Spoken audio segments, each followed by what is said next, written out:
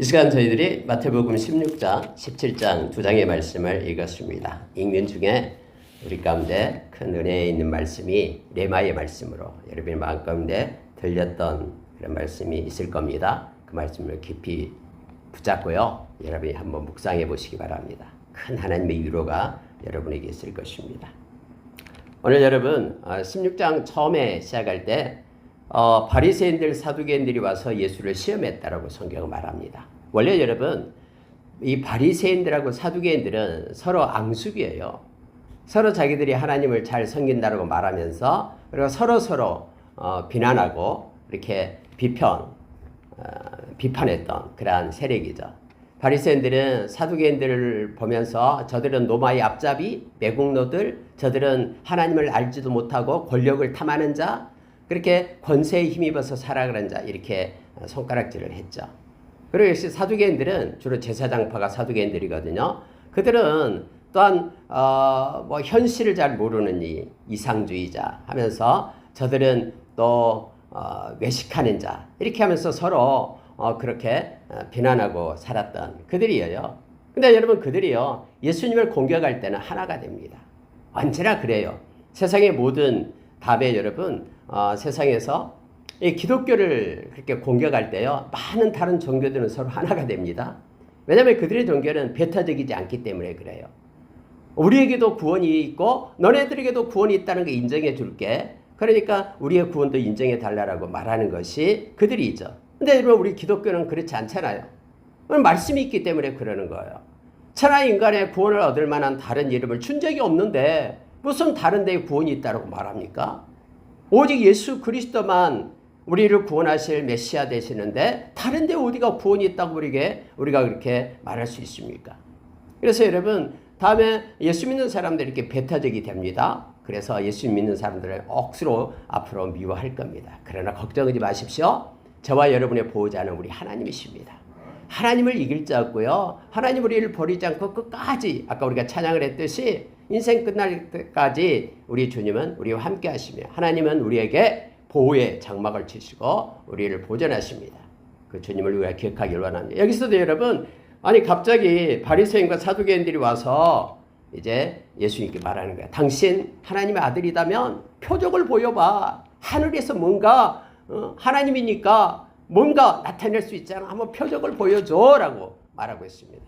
근데 예수님께서는 그들을 향하여 악하고 음란한 세대가 표적을 구하나 요나의 표적밖에는 보여줄 표적이 없느니라 하시고 그들을 떠나가시니라 이렇게 말씀합니다. 요나의 표적이 뭡니까?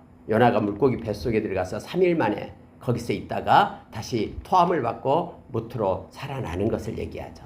다시 말하면 예수님의 십자가의 그 표적밖에는 저들을 살릴 수 있는 길은 십자가밖에 없다라고 지금 예수님께서 말씀하고 있는 거예요. 그리고 그 표적을 예수님께서는 십자가에서 그렇게 보여주셨습니다. 여러분 또 바리새인 이 사두개인들은요 이 집요하거든요. 그리고 그들은요 이렇게 세상적인 학문이 뛰어나고요 높은 지위에 있기 때문에 그들의 말을 하면요 사람들은 막 그들의 말을 들어요. 우리가 이미 앞에 장에서 봤죠. 장르의 유전이 얼마나 무서운 것, 인본주의가 얼마나 무섭다는 걸 알고 있어요. 이 인본주의 이걸 가지고 하나님 말씀보다 더 앞서서 그걸 행한다니까요. 그래서 예수님께서 이 고르반을 나타내는 그들을 향하여 책망했던 것이 바로 앞장에 나오잖아요. 이미 우리 새벽에 말씀을 나눴습니다. 근데 여러분 오늘 말씀에서는요 그들의 누룩을 대해서 얘기합니다. 누룩. 예수님께서 이렇게 말씀하셔요. 자 6절에 보세요. 예수께서 이르시되 삼가 바리새인과 사두개인들의 누룩을 주의하라. 이렇게 말씀하니까 제자들이 누룩? 우리가 떡을 가지고 오지 않았는데 예수님께서 그걸 아시고 이렇게 준비성이 없다고 우리를 나분한가 보다 책망한가 보다라고 생각한 거예요. 우리가 왜 떡을 가지고 오지 않았지? 라고 말하는 거예요. 네, 여러분 예수님께서 이렇게 말씀하십니다. 자 8절에 보십시오.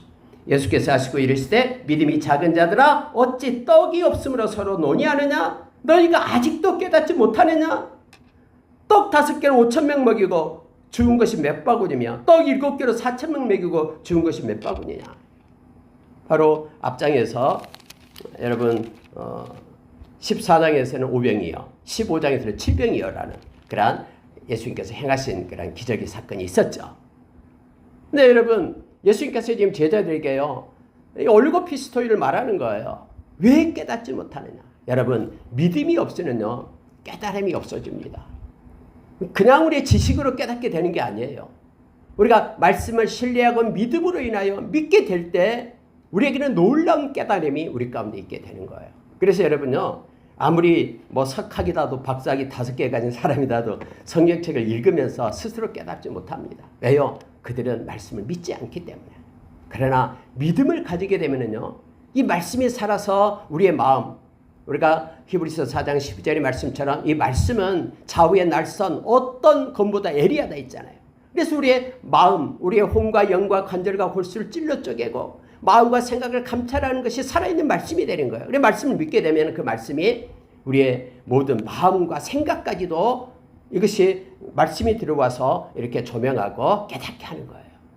그래서 우리로 하나님의 사람으로 온전케 하고요, 선을 행할 수 있는 능력을 우리에게 동력을 갖게끔 그렇게 해요. 그래서 여러분, 오늘 또 믿음이 작은 자들아 이렇게 예수님이 책망. 왜요? 그들이 깨달음이 없기 때문에요. 그래서 믿음을 가질 때 깨닫게 됩니다. 그래서 예수님이 이렇게 분명하게 말씀하셔요. 여기서요, 이렇게 말하고 있습니다. 어찌 떡이 없으므로 서로 논의하느냐 라고 말합니다. 예수님께서요. 그래서요, 11절을 보십시오. 어찌 내 말한 것이 떡에 관한이 아닌 줄을 깨닫지 못하느냐.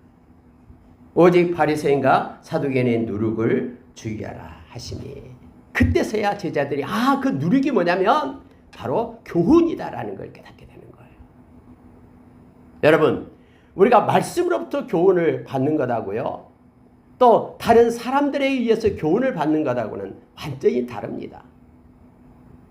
우리가 이걸 조심해야 됩니다. 그래서 우리는 말씀을 늘 읽고 우리가 기도하면서 말씀을 읽을 때 주님이 주시는 그 은혜를 우리가 마음으로 붙잡기를 원합니다.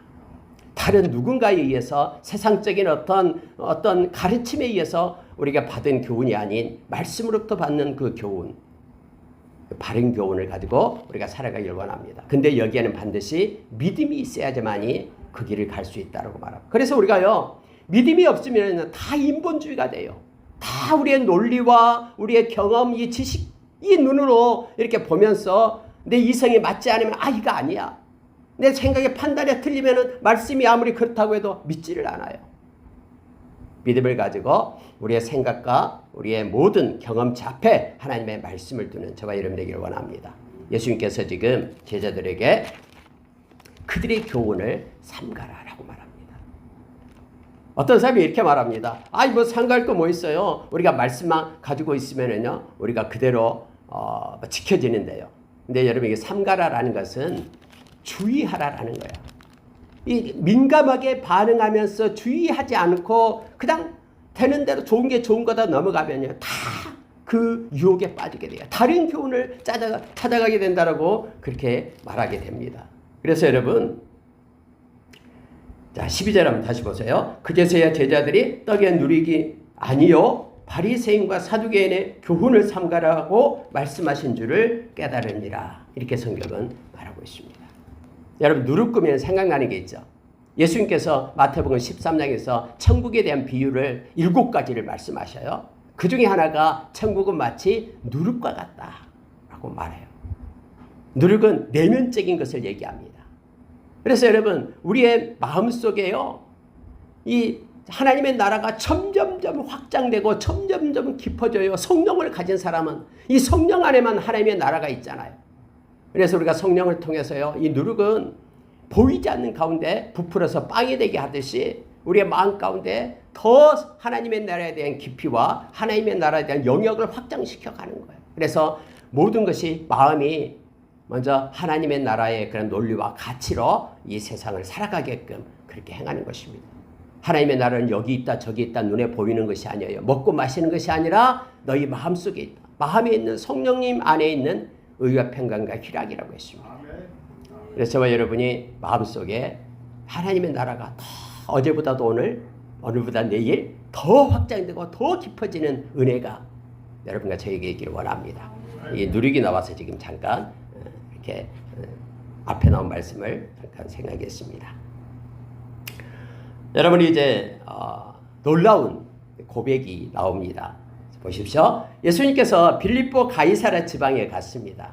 이 가이사라 그러면 로마 황제 가이사, 케자르, 이 로마 황제를 얘기하잖아. 빌립보 가이사라는 이게 만들어진 도시예요. 그러니까 황제를 위한 황제의 도시예요. 화려한 도시로 로마 황제를 찬양하기 위하여 만들어놨던 그런 도시입니다. 그곳에 딱 가서 언덕 위에 남난 옷을 입고 예수님이 제자들과 함께 앉아서 있어요. 그리고 예수님은 초라하죠. 뭐 부자도 아니었고요. 아주 떨어진 옷을 입고 예수님의 제자들도 마찬가지고요. 그러면서 이 화려한 황금의 도시 빌립보 가이사랴를 바라보면서 예수님이 제자들 향해 묻는 거예요. 얘들아, 세상의 사람들이 나를 뭐라고 하든 이렇게 물으니까 막 대답해요. 선지자라고 합니다. 또 세례 요한, 엘리야, 아니면 에레미야 선지자 중 하나라고 이렇게 말하던데요. 이렇게 얘기하니까 예수님께서 말해요. 너희들 나를 누구라 하느냐. 이 세상의 황금의 도시 앞에서 내가 나를 보니까 초라하고 보잘것없지. 그런데 진짜 너희들은 나를 누구라고 하느냐. 여러분 이것을 물어요. 이건 너무너무나 중요한 거예요. 오늘날 예수님께서 저와 여러분의 너희는 나를 누구라 하느냐 이걸 묻고 있어요. 진짜 내가 너희에게는 무엇이냐 라고 묻습니다. 우리 마음으로 이 시간에 예수님께 답을 드리는 우리가 되기를 원합니다. 베드로가 나서서 말하고 주는 그리스도시요 살아계신 하나님의 아들입니다 라고 고백을 합니다. 그리스도다라는 기름 부은 자 메시아를 얘기합니다. 구원자를 얘기하죠. 주님은 구원자 되십니다. 그리고 주님은 살아계신 하나님의 아들입니다 라고 고백을 합니다. 예수님께서는 그 고백을 듣고요. 자, 16절에서 그렇게 말합니다. 17절에서요. 바요나 시몬아 내게 복이 있도다. 이를 내게 알게 한 이는 혈육이 아니요 하늘에 계신 내 아버지시라. 지금 하나님께서 너희의 마음을, 너희의 지식을, 너희의 지혜를 하나님이 주관해서 이런 고백을 하게끔 했다라는 거예요. 너의 스스로 말하는 고백이 아니라 하나님께서 너를 통해서 지금 이 고백을 하는 것이다. 그래서 네가 복이 있다라고 말씀을 합니다. 베드로가 너무 기분이 좋았겠죠? 그래서 여러분 다음에 베드로가 기분이 좋아가지고 이제는 더 이렇게 앞섭니다. 예수님께서 내가 십자가에 죽어야 될 거다라고 하니까는 예수님 걱정하지 마세요. 그럴 수 없습니다. 하면서 예수님을 막 붙잡고 훈계를 해요. 마치 자기가 무슨 지혜의 왕이 된장 예수님을 붙잡고 막 훈계를 합니다. 그러면 안 됩니다 하면서 말하는 거예요. 우리가 지켜주겠다라는 거예요. 예수님을요. 그때 여러분 예수님 말합니까? 사단아 내 뒤로 물러가라 라고 베드로를 향해서 말하는 거죠. 그러니까 여러분 이 베드로의 고백은요. 베드로의 혈육에서 베드로에게서 난 것이 아니에요. 하나님으로부터 왔다라고 지금 말씀하고 있는 것입니다. 우리가 잘 아는 18절 보십시오. 또 내가 내게 이르노니 너는 베드로라. 내가 이 반석 위에 내 교회를 세우리니 음부의 권세가 이기지 못하리라. 내가 천국 열쇠를 내게 주리니 네가 땅에서 무엇이든지 매면 하늘에도 매일 것이요 네가 땅에서 무엇이든지 풀면 하늘에서도 풀리리라 하시고 엄청난 내용의 말씀이 기록되어 있죠. 이것 가지고 천주교하고 기독교가 나눠집니다. 이 말씀 때문에요. 근데 여러분 이건 너무나 명확해요. 자 여러분 18절 보세요. 너는 베드로라 내가 이 반석 위에 내 교회를 세우리니 라고 말합니다. 그래서 여러분 천주교에서는요. 이 페트로스라는 이 반석이라는 이름을 가진 베드로 위에 교회가 세워졌다. 그래서 1호 교황이 베드로고 그 다음에 이제 쭉 그렇게 교황으로 연결된다. 해서 말씀의 권위와 이 교황의 권위를 갖다가 똑같이 생각해요. 근데 여러분 여기서 내가 이 반석 위에 할 때 이 반석이라는 것은 베드로를 뜻하는 게 아니에요. 이건 여러분 원어를 보면은요 너무나 뚜렷해요. 여러분 우리가 독일어 공부해 본 줄 아실 거예요. 독일어나 헬라어는 비슷해요. 헬라어는요 이 단어에가 남성 여성이 붙어요. 앞에가. 그런데 여기서는 베드로라 페트로스는요 이때는 남성이에요. 근데 이 반석 위에 물론 베드로도 반석이라는 뜻이 있어요. 이때 반석을 얘기할 때는요 남성 명사를 쓴 게 아니라 여성 명사를 써서 나타내요. 그게 다르다라는 거예요. 언어 자체가 성경은요. 그래서 여러분 이것은 이 반석이다라는 것은 베드로의 신앙 고백을 나타내는 어떤 고백? 주는 그리스도시요 살아계신 하나님의 아들입니다 라는 이 고백 위에 예수님께서 내 교회를 예수님의 교회를 세울 거다라고 말합니다. 여기서도 내 교회예요. 무슨 뭐 교황이 세운 교회가 아니라요. 내 교회. 그래서 교회의 머리는 우리 주님이 되는 거예요. 그리고 교회는 언제나 이 고백이 있어야 돼요. 구원자는 예수 그리스도. 예수 그리스도는 머리 되시는데 그분은 하나님의 아들. 살아계신 하나님의 아들이라는 그런 고백 위에 이 교회가 세워지고 이 교회는요. 세상 끝날 때까지 없어지지 않아요. 음부의 권세가 해할 수 없어요. 왜요? 우리 주님이 세웠기 때문에. 악한 자가 아무리 무너뜨리려고 해도요. 무너지지가 않는 거예요. 제가 전번에도 말씀드렸죠. 이 기관 중에서 이 땅에서 영원히 존재할 수 있는 기관은 두 개 있어요. 하나님이 세우신 가정. 가정은 아무리 파괴하려고 해도요. 파괴되지 않습니다. 우리 주님 하나님이 세웠기 때문에요. 그리고 교회는 우리 주님 오실 때까지 에클레시아는 영원해요. 우리 주님이 머리가 되시고 우리 주님이 내 교회를 우리 주님이 세웠기 때문에요. 그래서 여러분 숱한 악한 것들은 뭐 여러 가지 뭐 공산권, 뭐 유물사관 아까 기도도 했습니다만은 이런 하나님이 없다, 신이 없다 하는 교회를 없애려고 십자가 떼어내리고 막 숱하게 하지만요. 이 교회가 건물이 아니다는 걸 우리 너무나 잘 알잖아요. 에클레시아라는 이 교회는 하나님께서 부른 자들의 몸이에요. 하나님이 부르시는데 그 시대마다 하나님이 불러서 세우는데 아무리 이세벨이 아무리 아합왕이 모든 여호와를 섬기는 이들을 다 죽이려고 해도요. 하나님께 말씀하시잖아요. 바알에게 무릎 꿇지 않는 7,000명 내가 남겨두었다. 하나님이 부르시는 거예요.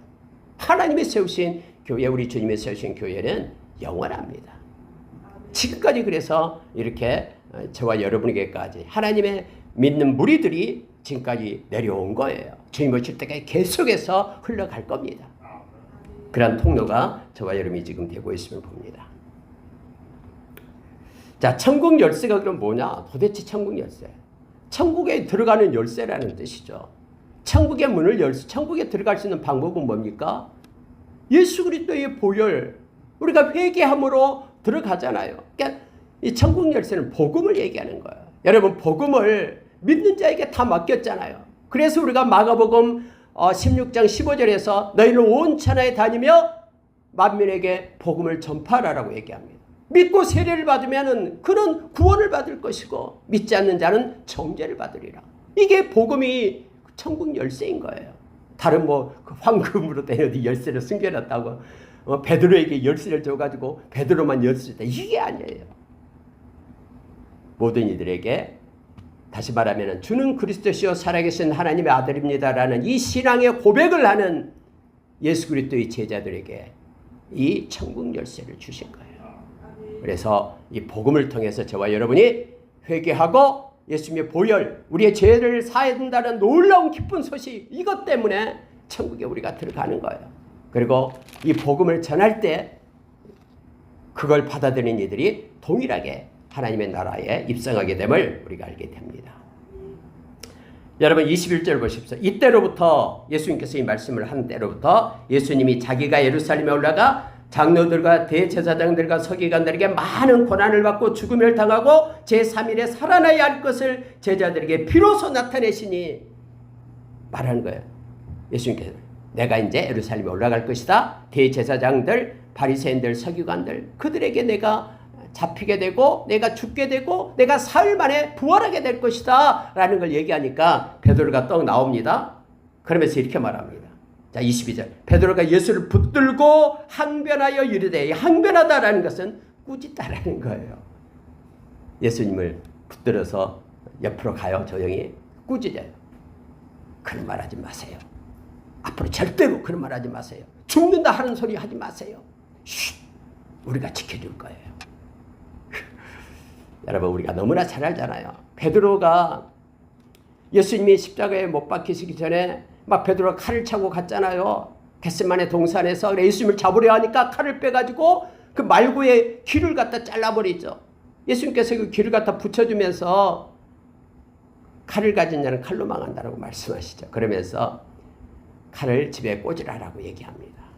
여러분 그러기 전에요. 내가 붙잡히게 될 거다라고 얘기할 때 베드로가 나와서 절대로 그럴 리가 없습니다. 우리가 죽으면 죽겠습니다. 우리가 주님과 함께 죽겠습니다. 절대로 떠나지 않겠습니다. 라고 말했던 그의 결심을 몇 시간 후에 그가 예수님 모른대요. 예수님을 저주하기까지 그 사람이 누군데요? 다 굴기 전에 3번 부인을 하게 되죠. 그때 말씀이 기억이 나니까 베드로가 가슴이 통곡을 하면서 마음이 찔려서 밖에 나가서 울고 회개하는 장면이 나오게 되잖아요. 여러분 아무리 결심을 한다고 해도요. 이 결심이 상황을 못 이겨요. 그런 상황 무서운 상황이 되면은 아무리 내가 결심하고 해도요. 못 이겨요. 그러나 여러분 성령님이 함께할 때는 이길 수 있어요. 왜요? 우리 안에 계신 성령님이 세상에 있는 자보다 더 강하기 때문에 우리가 승리할 수 있는 거예요. 베드로의 마음 가운데 성령이 오시니까 베드로가 나가서 많은 사람들에게 외치잖아요. 하루에 3,000명이 회개하고 돌아오잖아요. 사내들의 공연들 앞에서 하나님 앞에서 너희 말 듣는 것이 옳으냐 하나님 말씀 듣는 것이 옳으냐 판단해봐라 하면서 당차게 그렇게 사도행전 4장 19절에서 말하잖아요. 그래서 우리에게도 똑같습니다. 우리의 힘으로 뭔가 이기려고 하면 우리는 질 수밖에 없어요. 세상에 약한 자를 이길 수 없어요. 그러나 우리 안에 계신 성령님을 인하여 우리가 기도하며 시험에 들지 않고 기도하며 말씀 붙잡고 믿음으로 나갈 때만 우리는 승리할 수가 있습니다. 베드로가 예수를 붙들고 항번했다라고 말합니다. 결코 죽게 미치리 아니하리다. 예수님 보고 사탄아 물러가라 라고 말합니다. 그러면서 여러분 예수님 이 말씀을 해요. 너는 하나님의 일을 생각하지 아니하고 도리어 사람의 일을 생각하는 거다. 그래서 여러분 성령은요 하나님의 일을 생각합니다. 우리가 고린도전서 2장 8절 이하에 보면은 우리가 눈으로 보고 귀로 듣고 마음으로 깨달을 수 없다라고 얘기하죠. 우리를 위하여 감춰둔 하나님의 것을요 깨달을 수 없어요. 그러면 어떻게 깨닫게 되냐? 성령만이 깨닫게 해주신다고 말합니다. 우리 안에 있는 성령님이 하나님의 깊은 생각까지를 다 알고 있기 때문에 성령께서 활동하고 성령께서 기름 부어서 우리를 깨닫게 할 때 우리가 깨달을 수 있음을 알게 됩니다. 대부분 사람의 일을 생각하는 것은요 악한 사탄이 하는 거예요. 인본주의 그래서요.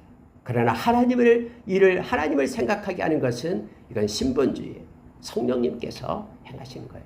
그래 육에 속한 사람은 사람의 일을 걱정하고 생각해요. 그러나 영에 속한 사람은 성령을 쫓는 사람은 하나님의 일을 생각합니다. 이것은 명확해요. 에베소서 2장 2절 3절에 보니까 2절이 그렇죠. 세상의 영이 있다고 말합니다. 그러면 세상의 영은 뭘 자극하냐면 사람의 일. 그래서 네 기분, 네 감정, 네 지금 상태, 네 정욕대로 네 인생 네 마음대로 살아. 이렇게 유혹하는 것은 악한 세상의 영, 악한 영이에요. 그리고 세상의 풍조를 따라가. 네가 무슨 독불장군이라고. 다른 사람 다 그렇게 하고 잘 놀고 하는데 뭐 예배 그냥 일주일에 한 번씩만 드리면 되고 적당해. 이것은 세상의 풍조를 따라가게 하는 사람의 일을 생각하는 악한 사탄이에요. 그러나 하나님의 백성 성령님은요.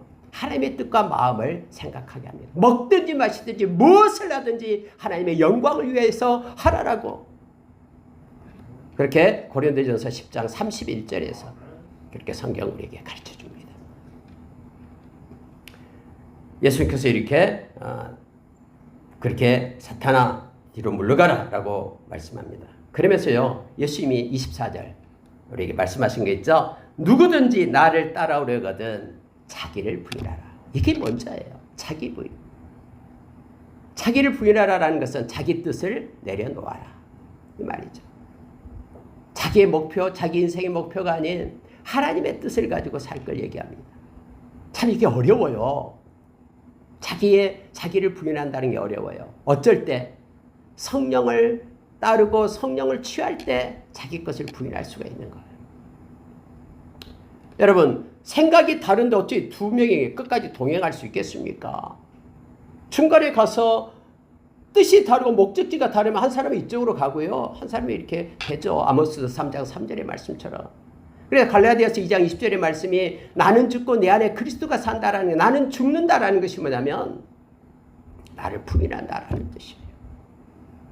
내 뜻과 내 생각이 하나님의 뜻과 생각과 다르면 내 것을 접고 하나님 것을 택해야 돼요. 왜요? 하나님의 것이 옳으니까. 우리 인생을 지으신 분이 내가 아니고 하나님이셔요. 우리 인생의 설계도를 보고 우리가 뭘 취하면 가장 행복한가를 아는 분이, 아시는 분이 바로 하나님이셔요. 내가 잘 몰라요, 내 자신도. 왜냐하면 내가 나를 짓지 않았기 때문에요. 때로는 여러분 감정이 우리를 속여요.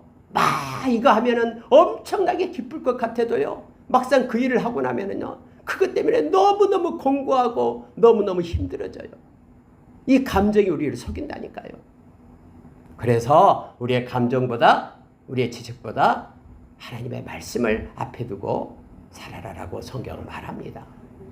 오늘 자기를 부인하고 자기 십자가를 지고 나를 따를 것이니라. 예수님께서 그렇게 요구하고 있는 것입니다. 누가복음 9장 23절도 동일한 말씀인데요. 여기서는 날마다가 들어가요. 아무든지 나를 따라오거든 자기를 부인하고 날마다. 그래서 여러분, 한 번 내가 딱 결정하면은 그렇게 쭉 가는 게 아니에요. 참 이상해요. 조금 전에는요, 몇 달 전에, 한 1개월, 2개월 전에는 이게 너무 좋아서 그렇게 하다가도 한 달, 그 2달 기도 한번 안 해보세요. 계속하면은요, 완전히 달라져요. 그게 싫어져요. 그래서 우리가 날마다 하나님의 말씀과 기도 가운데 우리가 있어야 됨을 성경은 말합니다.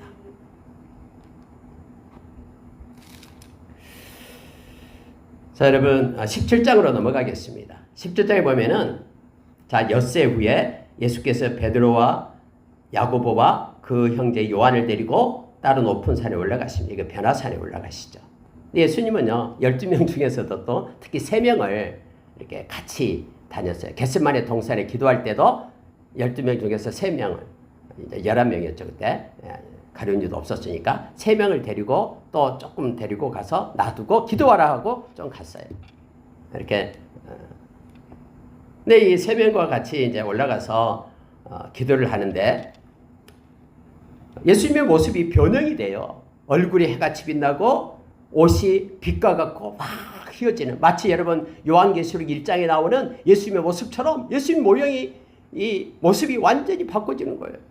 그런데 또 보니까 이 제자들이 뭐 자다가 누를 깨서 봤는지 모르겠습니다. 잠을 잘 자니까 제자들이 원래. 그랬더니 모세와 엘리야가 예수와 더불어 말하는 것이 그들에게 보였다라고, 환상 중에 열렸다라는 거예요. 베드로가 예수께 그 말 이렇게 여쭈어 말합니다. 주여, 여기가 좋사오니 만일 주께서 원하시면 내가 초막 셋을 짓겠습니다. 하나는 주님 위하여, 하나는 모세 위하여, 하나는 엘리야 위하여, 여기다가 집을 짓고 초막 짓고 우리 땅에 내려가지 맙시다. 산 위에서 삽시다. 이렇게 얘기하는 거예요. 여기가 좋사오니 라고 말합니다. 근데 그때 갑자기 이 말하고 있는데 호련히 빛난 구름, 번쩍번쩍한 구름이 그들을 샥 덮어버려요. 이거 갑자기 이것 때문에 그들이 놀라게 돼요. 땅에 그들이 엎드려져 가지고는 놀랍니다. 근데 구름 속에서 이렇게 해요. 소리가 납니다. 내 사랑하는 아들이요, 내 기뻐하는 자니 너희는 그의 말을 들으라. 이 말씀이 들려요.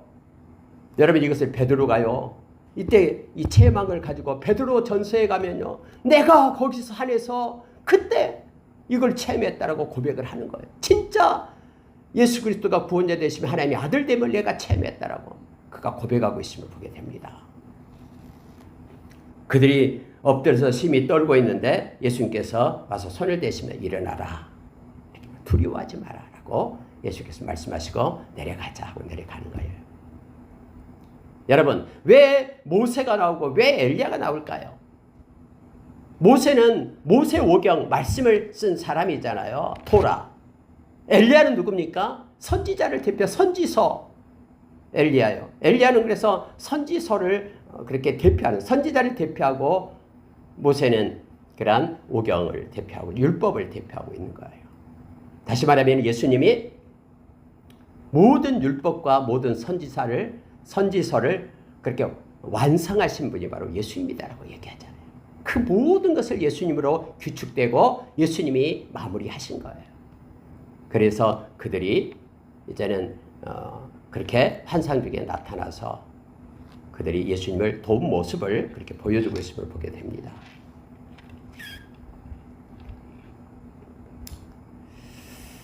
그들이 내려오니까 하나의 사건이 나타납니다.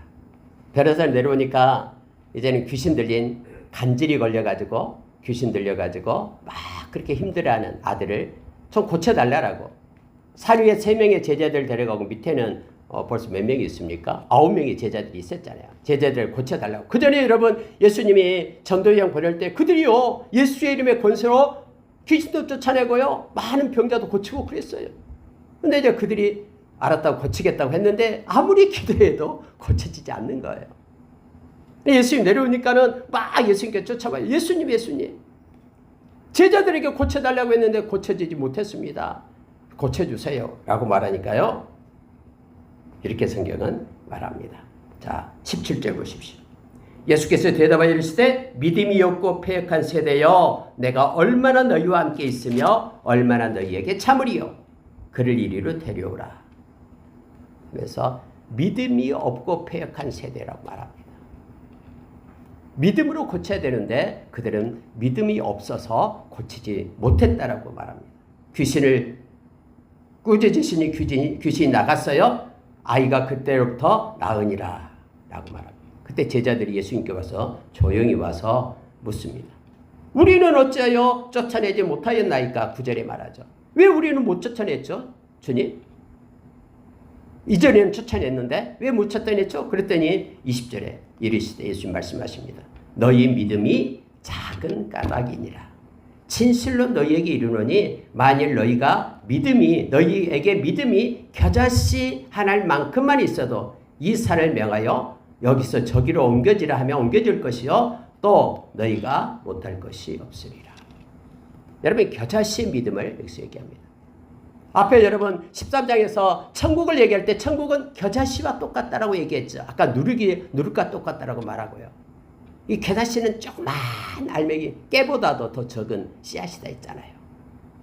근데 여러분 이것이 심어지게 되면은요 그 나무가 되는데 약 3m, 4m 그 크기까지 나무가 돼요. 그래서 새들이 와서 깃들일 정도로 큰 나무가 됩니다. 그때 여러분 말씀을 나눈 거 기억합니까? 13장에서 이 겨자씨는요 사람들이 주목하지 않아요. 사람들이 천국에 대해서 지금 말해도요 주목하지 않아요. 예수 믿지 않는 사람은 우리 예수 믿고 천국 갑시다 그러면은 아이 무슨 천국이냐고 이 세상 사는 것도 힘들어 죽겠는데 하면서 말하잖아요. 근데 여러분 세상에서 가장 존귀하고 가치 있는 것이 천국이다라고 성경은 말하고 있잖아요. 예수님이 회개하러 천국이 가까이 왔느니라. 예수 믿는 저와 여러분의 최고의 가치가 이 천국이에요. 그래서 보화와도 똑같고 가장 값진 진주와도 똑같은 것이 천국이에요. 다른 모든 재산을 다 팔아도 이것만은 우리가 사야 될 것이 바로 천국이죠. 그래서 여러분 이 천국은요 지금 세상 사람들 눈에는 하잘 것 없이 보여도요 이것은 엄청난 거예요. 이 세상의 가장 최고의 가치예요. 오늘 여러분 여기에서 겨자씨만한 그 믿음에 대해서 말하고 있잖아요. 근데 겨자씨는요 살아 있습니다. 유기적으로 그래서 이게 확장되고 커지고 자라게 되죠. 나도 모르는 사이에 그게 심겨지기만 하면은 그렇게 큰 나무로 성장하는 것처럼 여기서 겨자씨만한 믿음이라는 건 뭐라면요 살아있는 믿음을 얘기하는 거예요.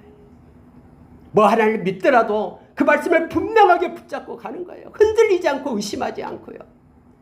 오늘 믿음이 작은 까닭이다라고 말하면서 예수님이 제자들에게 책망했죠. 예수님 제자들은 그걸 하면서도요 믿지도 않고 그냥 했을 거예요. 될까? 하면서요.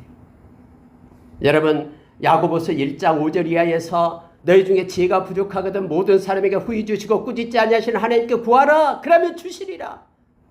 근데 오직 믿음으로 구하고 조금도 의심하지 말라. 의심하는 자는 마치 바람에 밀려 요당하는 바다 물결 같더니 그런 사람은 무엇이든지 죽게 얻기를 생각도 마라. 생각조차 하지 마라. 여러분 우리가 주님 우리의 마음을 보십니다. 네 믿음대로 될지도 할 때요 우리 마음 가운데 의심과 두려움 걱정 가지지 말고 절대적인 100%의 믿음을 가지고 그렇게 살아갈 것을 요청하고 있는 거예요. 내 이름 아십니까? 다른 성경에는요, 마가복음 9장 29절에는 똑같은 내용이 나와요. 근데 거기에서는 제자들이 왜 우리를 못 고쳤을까요? 라고 말할 때 거기를 어떻게 말합니까? 기도 외에는 이런 누가 나갈 수 없다라고 얘기해요. 그래서 여러분, 믿음과 기도는요, 떼어질래야 떼어질 수 없는 거예요. 어떤 사람은 믿음이 좋다면서 기도는 절대 안 해요. 이건 잘못된 것입니다. 물론 시간을 정해놓고 기도하면 좋아요. 기도해야 됩니다.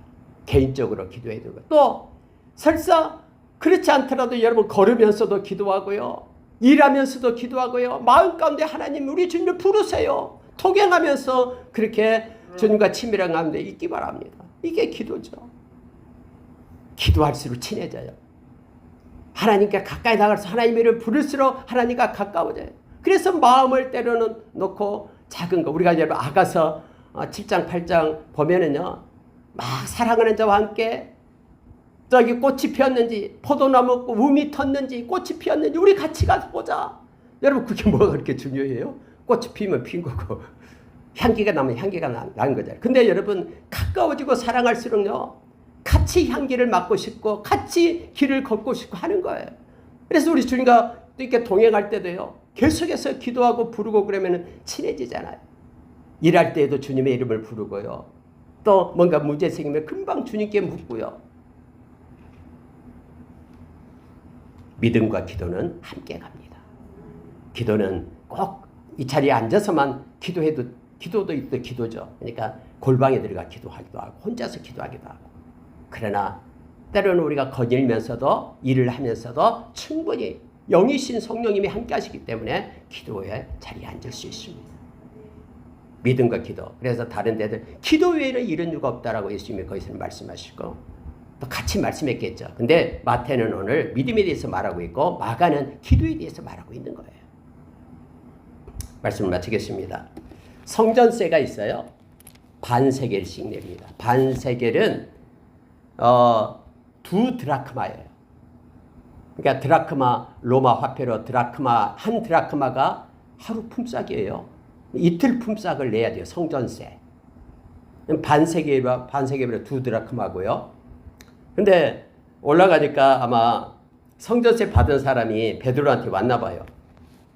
왜 당신 그 선생님은 성전세 안 내? 반세겔 안 내? 그러니까는 베드로가 할 말이 없으니까는 낼 거야. 내신다. 했어요. 대답을 하고. 근데 돈이 없어요. 여러분 여기서 예수님이 어떤 삶을 사시는 걸 알게 되죠. 베드로도 돈도 없고, 돈 있으면 알아 여기 있다. 한 세겔 하면서 줄 거 아니에요. 근데 돈이 없어요.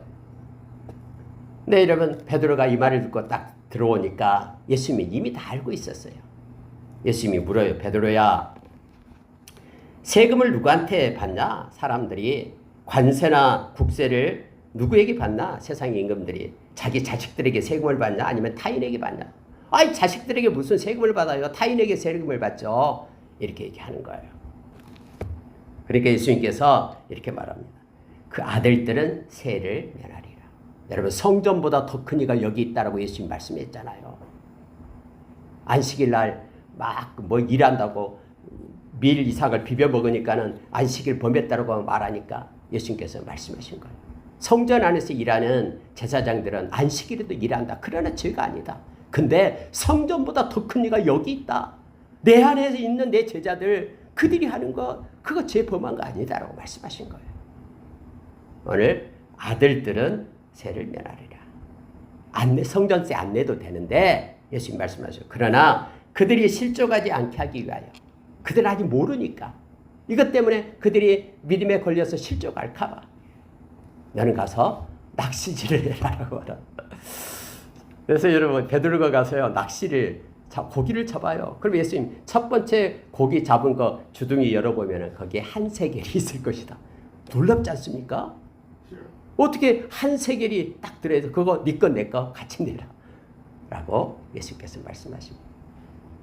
여러분 예수님은요 우리의 생각과 우리의 논리를 뛰어넘어요. 믿음은 항상 말씀을 붙잡되 우리의 이상 앞에 두는 것이다 라는 걸 우리가 기억하길 바랍니다. 말씀을 마치겠습니다. 오늘 여러분 예수님은 하나님의 아들이십니다. 그분은 살아계신 하나님의 아들이고요. 그분은 그리스도십니다. 저와 여러분의 구원자십니다. 영원한 하나님의 나라뿐만 아니라 우리 인생의 모든 문제의 해결자는 우리 주님이십니다. 그 주님을 우리가 의지하고 친밀함으로 동행하는 저와 여러분 되기를 원합니다. 그분 때문에 삶이 행복하고 기뻐지고 모든 것 맡기고 믿음으로 일어서는 저와 여러분 되기를 원합니다. 우리 주님 만날 때 네 잘했다. 그때 믿음으로 행하는 건 내가 봤다 하면서 주님 칭찬할 것입니다. 함께 기도하겠습니다.